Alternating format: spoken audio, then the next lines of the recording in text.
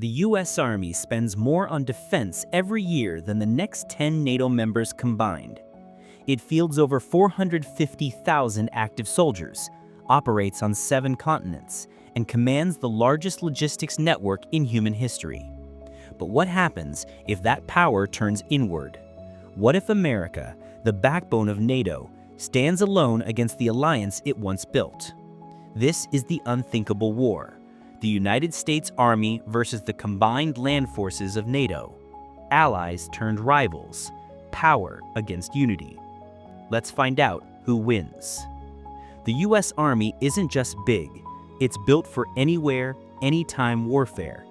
It fights through technology, mobility, and global reach. With M1A2 Abrams tanks, HIMARS rocket systems, and Patriot missile batteries, it can dominate the battlefield from miles away.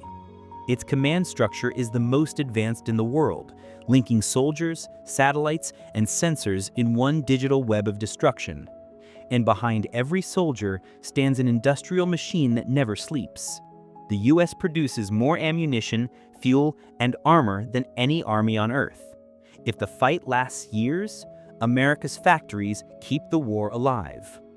Now imagine 31 nations moving as one. Over 3 million active troops, thousands of tanks, aircraft, and artillery guns spread across Europe. NATO's strength isn't in a single army, it's in its collective mass. The United Kingdom, France, Germany, Poland, Turkey, Italy, all combining their forces, terrain, and intelligence. Together, they form the largest defensive coalition in human history. In Europe, NATO's advantage is home ground. Shorter supply lines, familiar roads, local fuel and repair networks. If the war begins on European soil, the US Army won't just fight soldiers, it'll fight geography itself.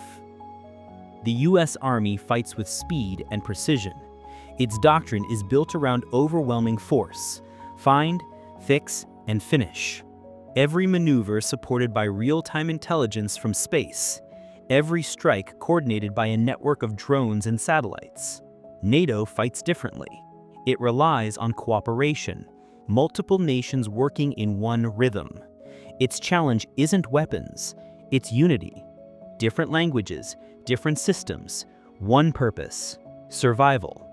The question is, can unity outlast precision? Wars aren't won by firepower, they're won by fuel, food, and spare parts. The US Army supply network is unmatched. It can deploy tens of thousands of troops across oceans in weeks. Its transport aircraft and sea lift fleets keep it fed and armed anywhere on Earth. But NATO doesn't need to cross oceans. It fights on its doorstep, with rail lines, depots, and refineries already in place. In Europe, the US Army brings the fight. NATO simply waits for it to arrive.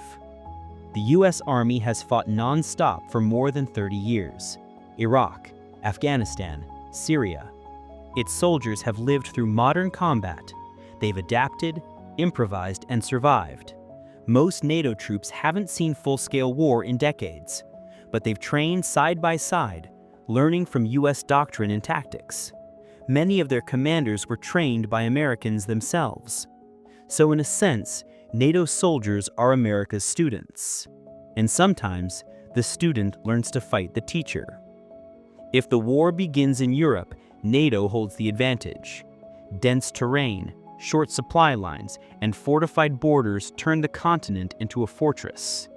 The US Army, thousands of miles from home, would need to build entire supply chains under fire. But move the fight beyond Europe, to the Middle East, Africa, or Asia, and America dominates. Its logistics, global bases, and airlift power make the world its battlefield. In Europe, NATO defends.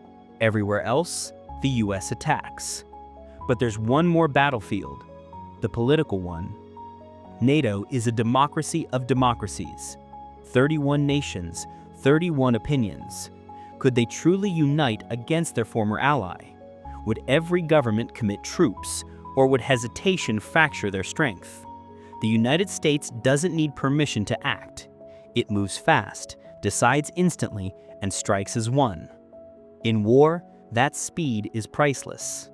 Both sides hold nuclear weapons. If this war ever turned real, it might not stay conventional for long. The first side to lose ground might reach for the unthinkable.